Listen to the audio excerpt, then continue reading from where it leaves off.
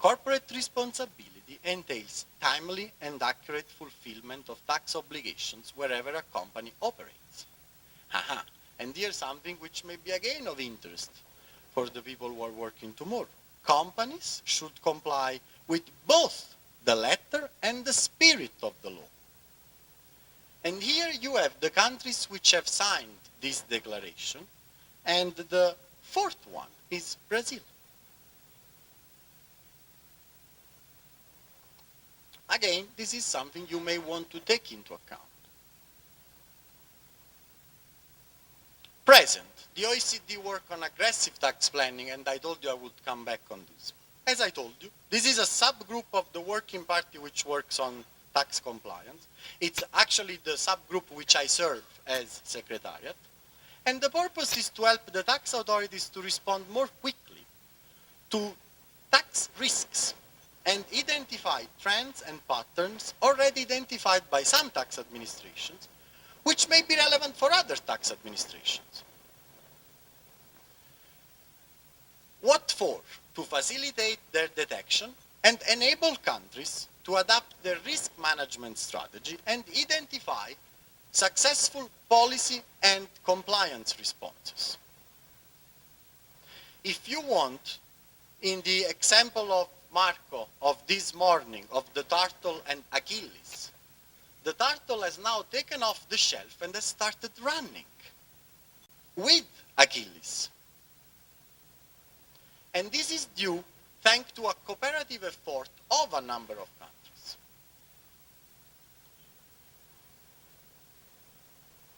What is the output of the work of the aggressive tax planning steering group? This directory which I told you about, it's confidential. Only certain countries which actively participate in the work have access to this directory, and a number of reports on issues that are of interest to the authorities. And then there is part of the output which is public, and usually is done together with the Forum on Tax Administration.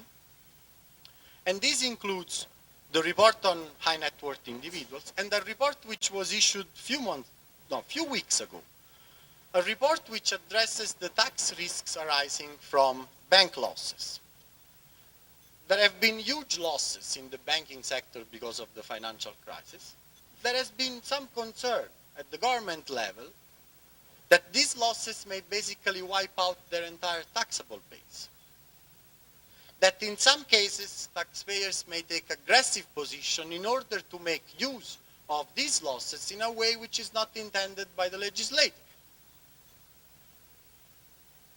Instances where before the crisis, we were always told, oh, I'm sorry, the principal is abroad, usually in a low tax jurisdiction. All the intangibles are there. All the risks are there. Okay, fine, if it's in line with the transfer pricing, with the arm's length principle, fine. But that also means that these losses now have to stay there.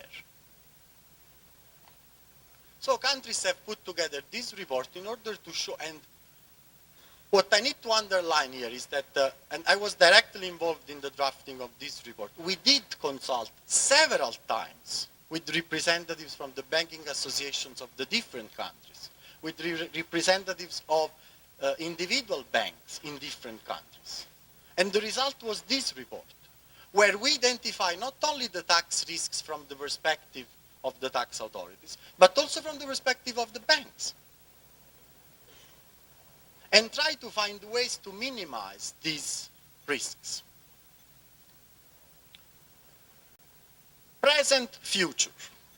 What are the current initiatives that we are carrying out at the moment? These are also reports which have been issued 2 weeks ago.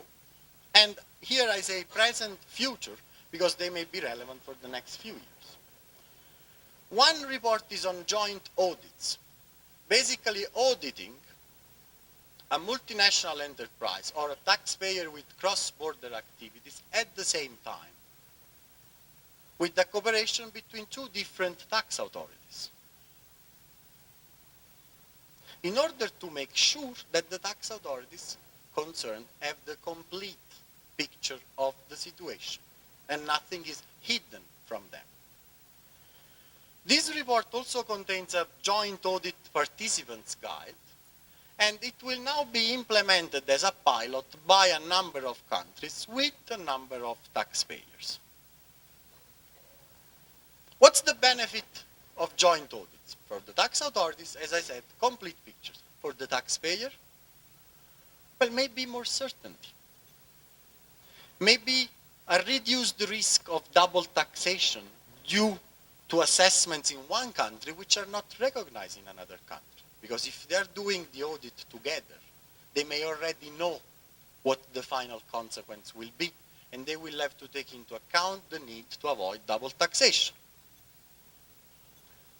Code of conduct for banks. Again, why banks? Everyone is shooting on banks at the moment. You know, like, I don't know, 10 years ago, you were in a bar drinking a caipirinha. So what do? I'm a banker. Today, you are in a bar drinking a caipirinha. Say, what do? I work in the banking sector. Like, there has been a perception that banks were heavily involved in the causes of this crisis. From our perspective, there is a recognition of the importance of the role of banks. And here, basically, based on the experience of certain countries, and what it is interesting here is that this report was led by a non-OECD country, by South Africa, together with the United Kingdom. Why? Because they have internally a code of conduct for banks,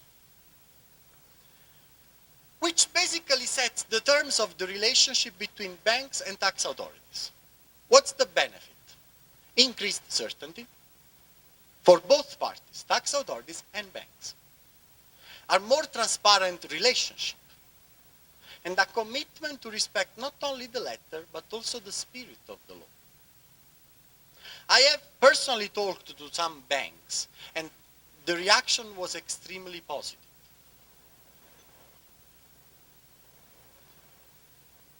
I give you one example, short. Okay, banks had huge losses because of the crisis.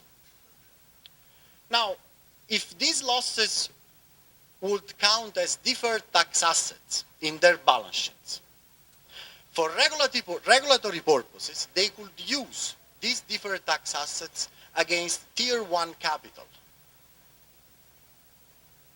which would mean that they would require less money from the market, which in a time where basically no one was giving cash to anyone was extremely important. But there were doubts. Can we use them in the future? They went to the tax authorities and said, this is the situation. This is what we have.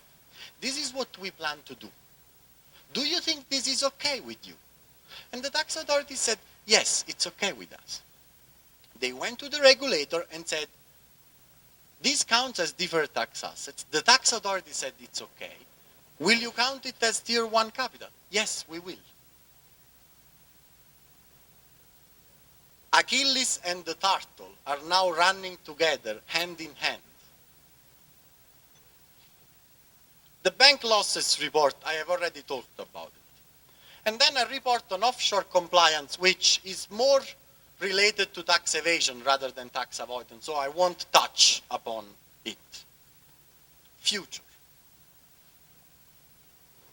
And this is a crystal ball, because obviously the future is uncertain.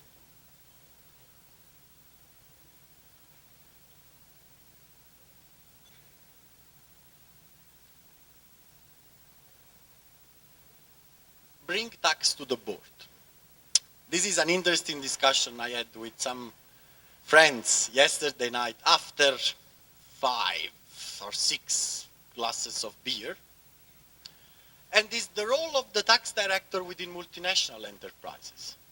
This changes from one enterprise to another, from one country to another. In some cases, the tax director is part of the legal department. In other cases, the tax director is under the CFO. In many cases, it's like 3 layers below the board level. Because of the developments I discussed before, tax is increasingly becoming part of the corporate social responsibility